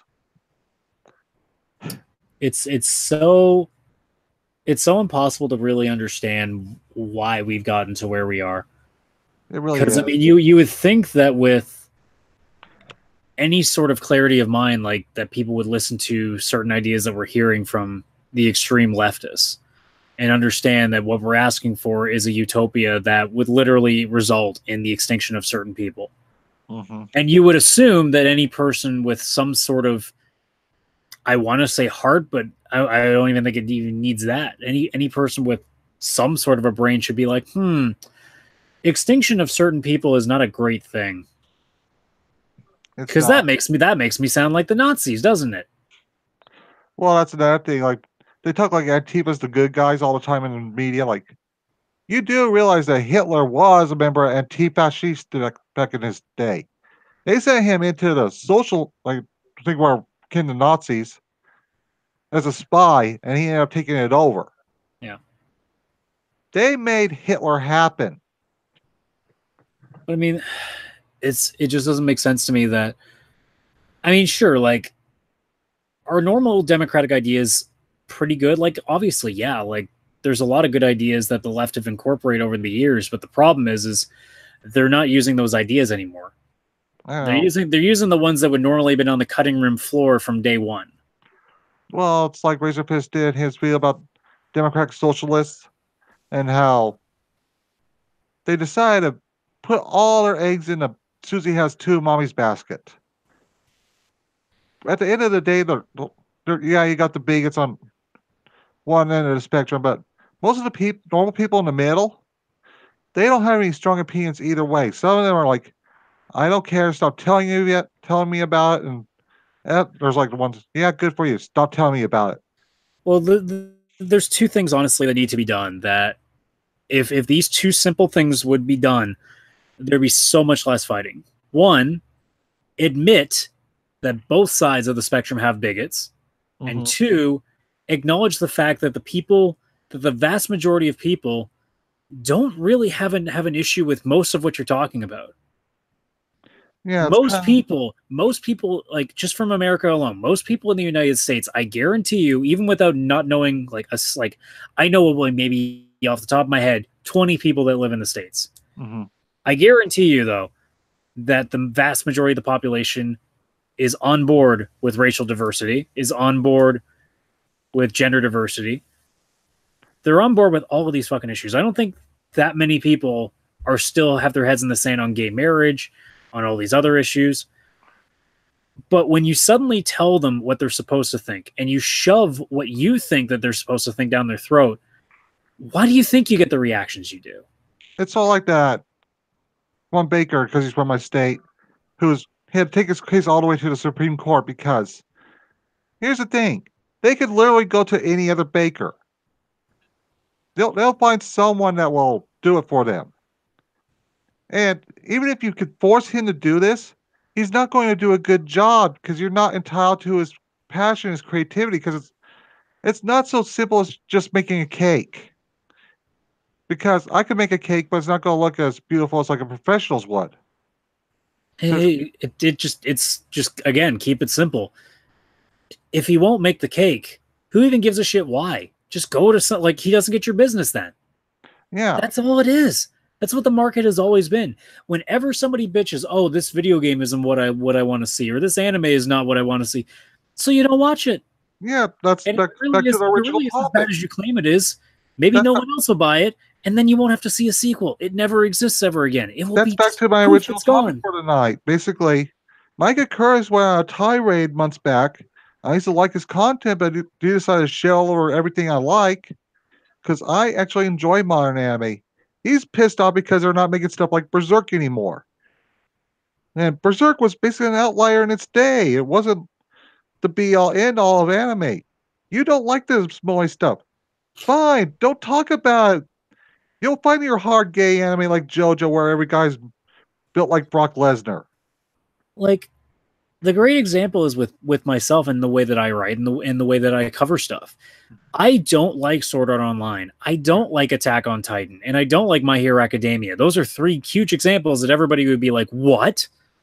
But you know what I don't do? I don't go out every single time I'm talking, or I don't write an article and say, "Oh, by the way, fuck this show, fuck this show, fuck this show, fuck this show." No, I don't talk about it. You know what Mhm. I do? I fucking talk about the stuff I like. It's not hard.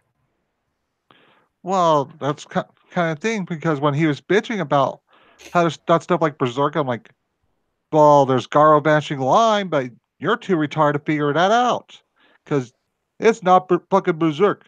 I have this really small definition of what I like, and it needs to be exactly like this. It's really dark, edgy boy fantasy where people are getting raped, and the main character was born from the gallows when his mother was hanged.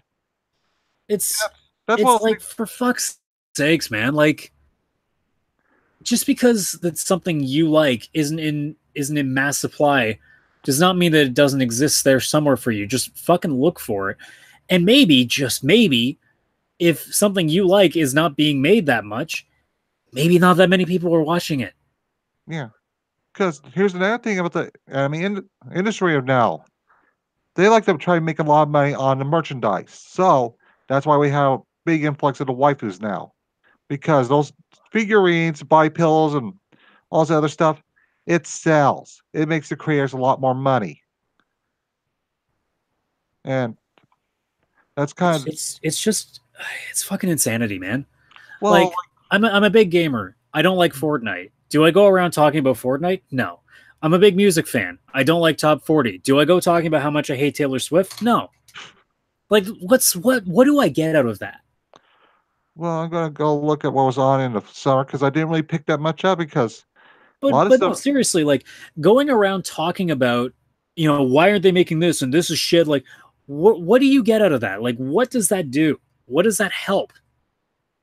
Well, looking through what was in the summer because I think I only picked like two. One I didn't finish was the Bester Ragnarok and was it Einherjar.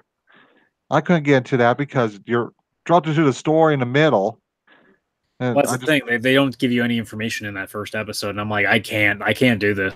and basically that because I know someone on Twitter who reads a lot of these novels. That's how it begins in the novels, and I just can't get into it. It's just like coming up in the next few. I think, let me look it up, see what season it's going to show up.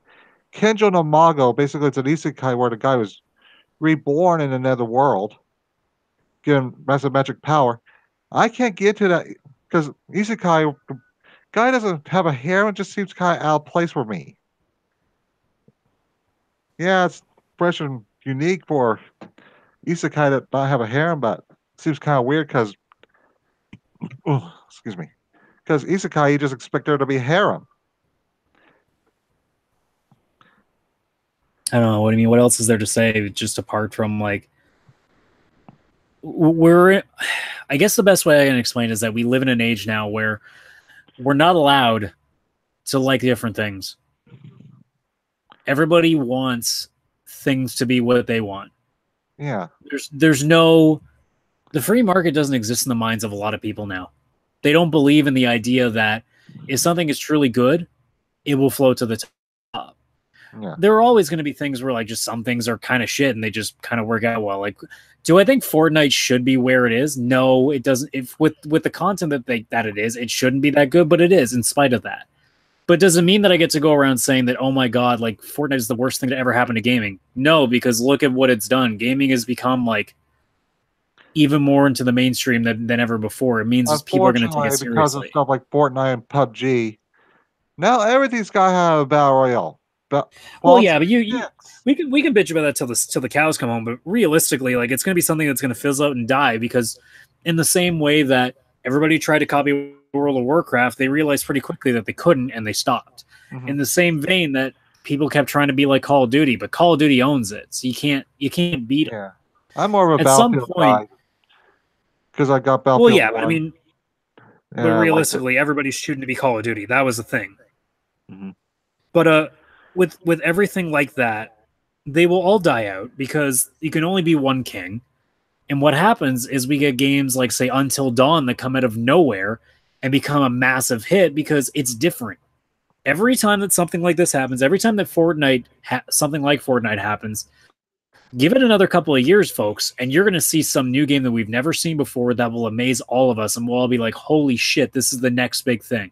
Is Until Dawn the one sort of like Friday the 13th, but not Friday the 13th? It's basically like a Telltale game, but a horror version of it. Uh, that's a, And in fact, Until Dawn does Telltale better. well, let's bring up Telltale while we're talking about them. Let's be honest. What they were doing, what they didn't have like much longevity to it. Like I pointed out, Cheshire Cat Studios, who I've basically introduced you to, they did like a bunch of videos about it, but pointing out your decisions have no impact on your ending. That was the biggest thing, right? Yeah. A whole game, like, generally speaking, choose your own adventures have multiple endings. Telltale games don't have multiple endings.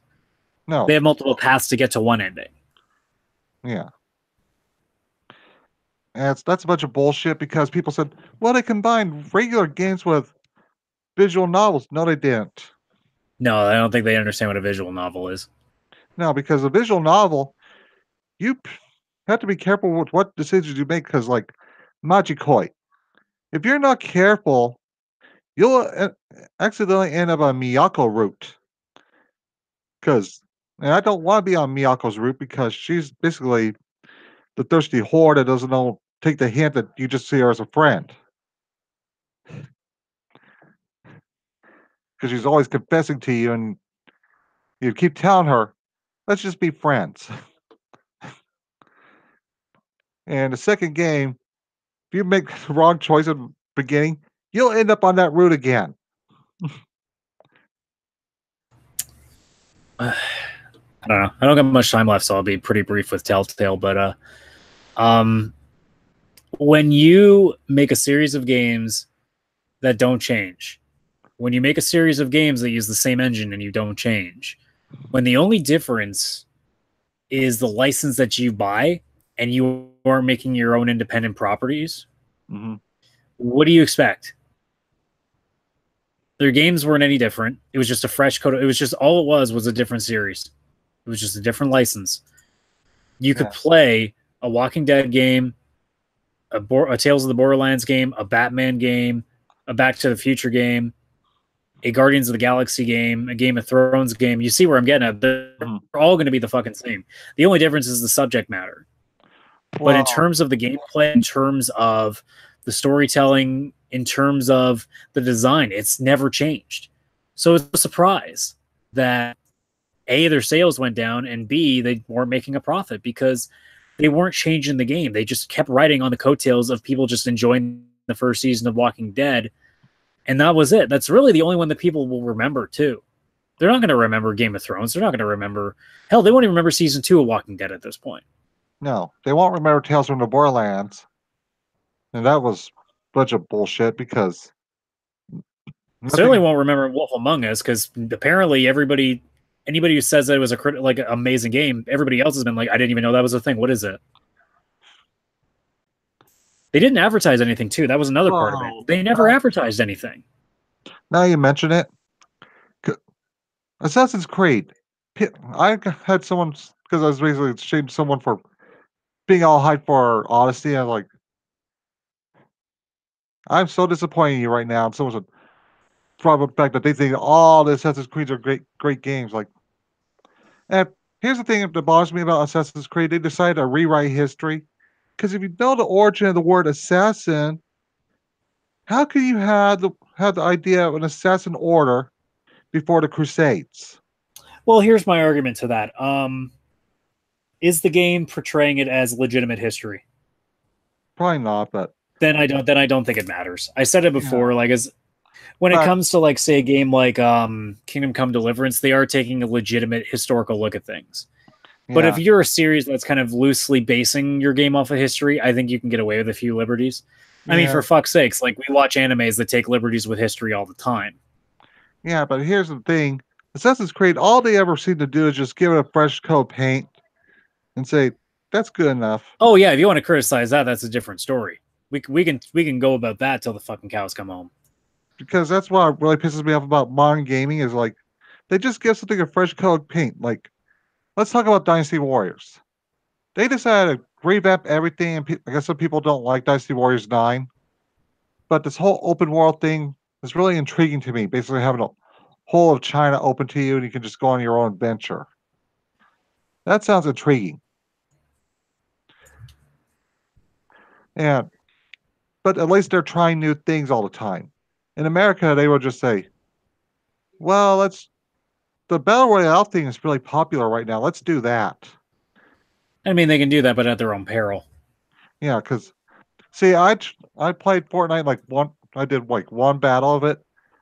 I got killed with the first few minutes. I was like, oh, I'm doing this. Because it wasn't worth the time. A couple of games I played with it wasn't terrible, but I sat there and after a few games when I don't know how people can play this, especially when it comes to streamers. I don't know how you play this 8, 10, 12, 24 hours in a row without going, okay, now what?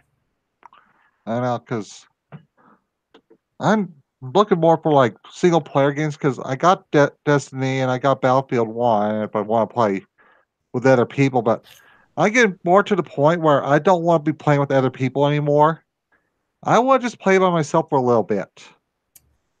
Speaking of things that I would have played on my own, and this is the last thing I'm going to do before I take off, Yeah. I would have played the new Punchline visual novel on PS4, but it's 66.99 Canadian here for a fucking English translated novel. The Japanese version I can literally import from PlayAsia for half the fucking price. So apparently, by just translating the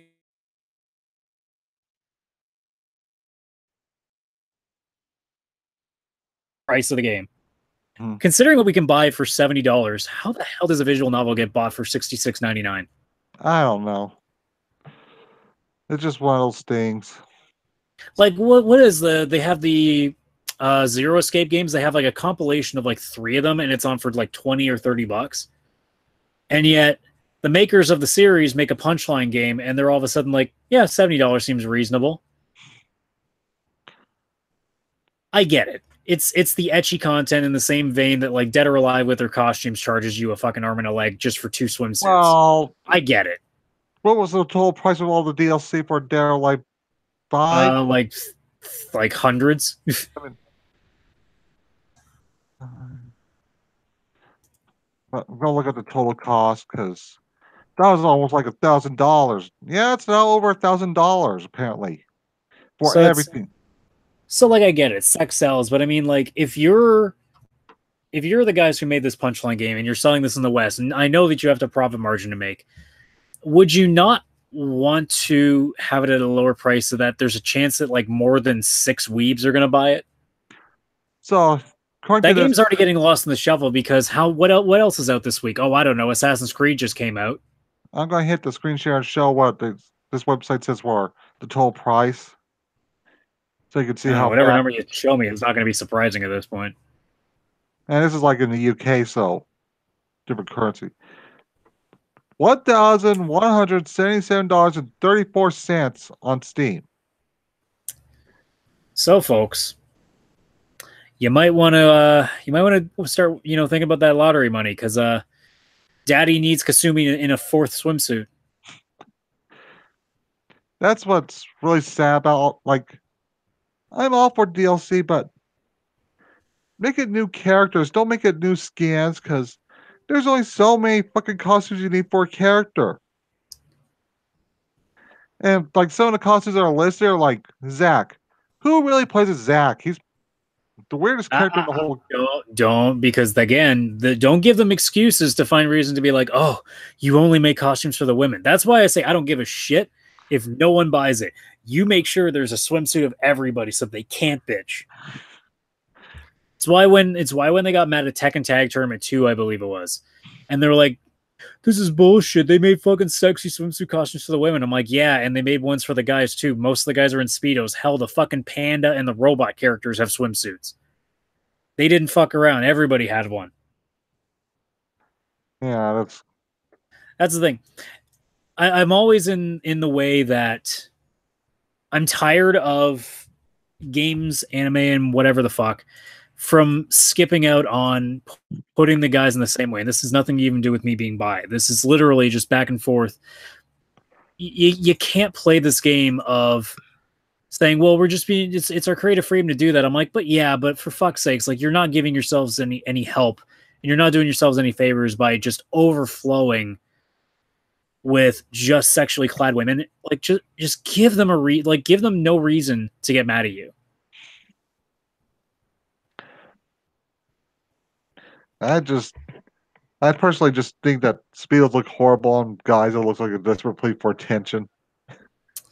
Well, It's yeah, just you're me. probably right. Well, it depends. Some characters it works, some characters it doesn't. Yeah, it looks kind of really weird for like you got like some hyper muscular guy and he's got the speed on because Especially, it looks like some kind of roid monkey. Well, look, you just go to Mass JoJo art, and it's like the whole point is that it's just easy to see the package that way. But anyways, yeah, I gotta take off because I'm Yeah. fucking dead tired. I literally came back from hockey when I came on the stream, so I'm like, I don't want to move. Yeah, I'm gonna be shutting it down soon because I'm getting tired. I need to get some coke. I'm Not actually the Andy surprised to War. stay on this long. I was only intending to be on here till like 10, and it's now 11, so I'm like, oh shit. Yeah, I don't mean Andy Warski Coke. I just mean Coca Cola. For those of you that tuned in tonight, thanks for watching. And Ursai. Find up